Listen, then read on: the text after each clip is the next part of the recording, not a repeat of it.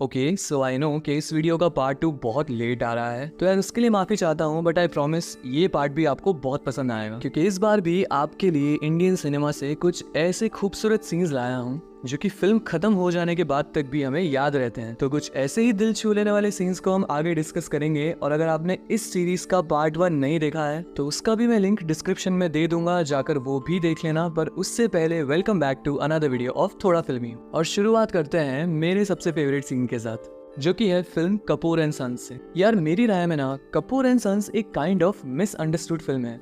ज्यादातर ऑडियंस को ये फिल्म बस एक feel good dysfunctional family drama type लगती है, पर इस फिल्म की कहानी की जो खासियत है वो है इसके कैरेक्टर के कुछ अनसेड इमोशंस, उनके बीच चल रही फ्रैक्चर्ड रिलेशनशिप्स और एक इंटरजनरेशनल पेन जो उस परिवार का हर एक इंसान अपने अंदर दबाए बैठा है। और इन्हीं सब से डील करते हुए कभी कभी उन्हें एक ऐसा कंपेनियन मिल जाता है जिसके साथ बस थोड़ा सा वक्त बिताने से ही हमारी तकलीफों का बोझ जरा हल्का हो जाता है। जैसे अर्जुन को टिया मिली, और इस सीन में जहाँ अर्जुन टिया को लेकर जाता है एक डेट पर, वो भी एक ग्रेवयार्ड में। यार अभी तक मैंने जितनी भी लव स्टोरीज देखी है, ये ना यार मेरे लिए सबसे स्वीटेस्ट डेट सीन है, जहाँ पे अर्जुन और टिया बस किसी भी टिपिकल रोमांटिक कपल की तरह अपनी रिलेशनशिप्स या कॉम्प्लिकेशंस को डिस्कस नहीं करते, but it's more like they just want to spend some good time together. वो दोनों बस बातें करते हैं, मस्ती मजाक करते हैं और शेयर करते हैं अपनी जिंदगी के कुछ ऐसे किस्से जो बहुत कम शब्दों में बहुत कुछ बयां कर जाते हैं। जैसे अर्जुन का अपनी स्टोरीज को, अपनी राइटिंग को लेकर एक passion,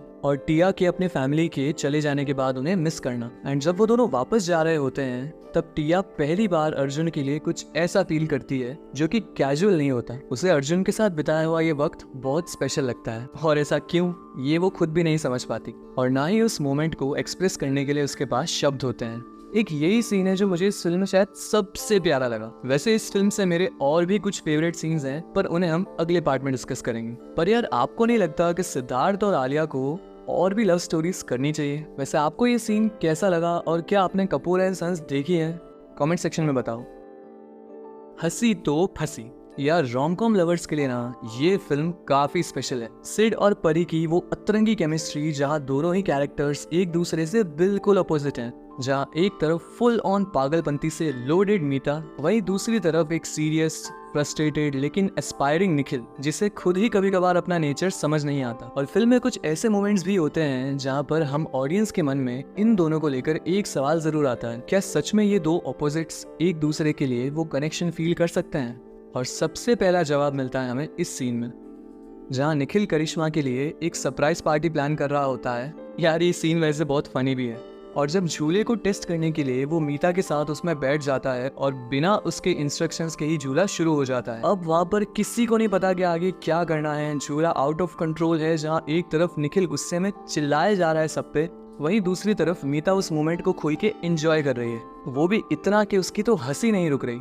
but then for suddenly the music stops, मानो जैसे उस वक्त उसे सिर्फ निखिल की ही आवाज सुनाई दे रही, और जब बैकग्राउंड में इश्क बुलावा सॉन्ग की फीमेल वर्जन की वो लाइन सुनाई देती है, एक पल के लिए जैसे वो जितनी भी टेंशन स्क्रीन पर बन रही थी वो धीमी पड़ जाती है, और फिर वो फवारे और फ्लावर्स अचानक से शुरू हो जाते हैं। एंड जब मीता निखिल के चेहरे पर से वो कपड़ा हटाती है और एक हल्की सी स्माइल के साथ उसकी तरफ देखती रहती है, तो अपना निखिल भी मुस्कुराने लगता है, मानो उसके चेहरे से वो सारा गुस्सा एक पल में गायब हो गया हो। ये सरप्राइज निखिल ने करिश्मा के लिए प्लान किया था, बट इनकी डेस्टिनी ने इनके लिए कुछ और ही प्लान कर रखा था। यार मुझे ना ये जोड़ी इतनी अच्छी लगती है कि मैं बस कभी कभी ऐसे ही इस फिल्म के कुछ सीन्स देख लेता हूँ, और कितना भी मूड ऑफ क्यों ना हो मेरा, चेहरे पे एक स्माइल तो आ ही जाती है। यार हंसी तो फंसी उस वक्त तो एक हिट फिल्म थी, काफी चर्चा में भी रही, पर आजकल इस फिल्म के बारे में यार कोई बात ही नहीं करता। वैसे आपको हंसी तो फंसी का कौन सा सीन सबसे अच्छा लगता है, कमेंट करके जरूर बताना। और अगर आप चाहते हो कि उस सीन को मैं इस सीरीज के नेक्स्ट पार्ट में इंक्लूड करूं तो please let me know. Wake up set. यार रणबीर की कुछ मूवीज से ना मैं बहुत कनेक्ट करता हूँ, वो कहीं ना कहीं इंस्पायरिंग भी लगती है, वहीं कुछ ऐसे मोमेंट्स भी होते हैं जो कि मुझे ना जाने कितने ही सारे इमेजिनरी कपल गोल्स दे जाते हैं। नहीं, एनिमल उन फिल्म में से बिल्कुल भी नहीं है। मैं बात कर रहा हूँ उस फिल्म के बारे में जहाँ सिड को आयशा से मिलने के बाद अपनी एक नई पहचान मिली, वहीं आयशा को मिला उस अनजान से शहर में एक नया साथी, या एक कंपेनियन, या एक पार्टनर, कुछ भी कह दो यार, क्या फर्क पड़ता है तो वो दोनों बिल्कुल एक जैसे। बट अपना सिड ना अभी भी बच्चे जैसा है। तभी तो यहाँ इस सीन में उसे आयशा की आंखों में वो प्यार नजर ही नहीं आया जिस प्यार ने उस बड़े से शहर में उसे कभी अकेलापन महसूस नहीं होने दिया। आयशा अपनी नई लाइफ से खुश तो थी, पर सिड के उसकी लाइफ में आने से मानो उसे ये एहसास हुआ कि उसके पास में सब कुछ था, पर फिर भी एक कमी थी, और वो कमी थी सिड की। इस सीन में आयशा को लगता है कि अब जब सिड सेटल हो गया है और उसे अपनी मंजिल मिल गई है तो वो कहीं नहीं जाने वाला। पर इससे पहले वो अपनी फीलिंग्स सिड को बताए, ये बुद्धू अपना बैग पैक करके घर के लिए निकल रहा होता है। और यार इस सीन में जब आयशा उससे सवाल करती है कि वो हमेशा के लिए यहाँ क्यों नहीं रह सकता, यहाँ पर हमें समझ आ गया था कि आयशा के उस खूबसूरत से घर के साथ साथ उसके दिल में भी सिड के लिए एक जगह बन गई है। पर वहीं सिड उसकी बात का कुछ और ही मतलब निकाल कर उससे बहस करने लगता है और आयशा रो देती है।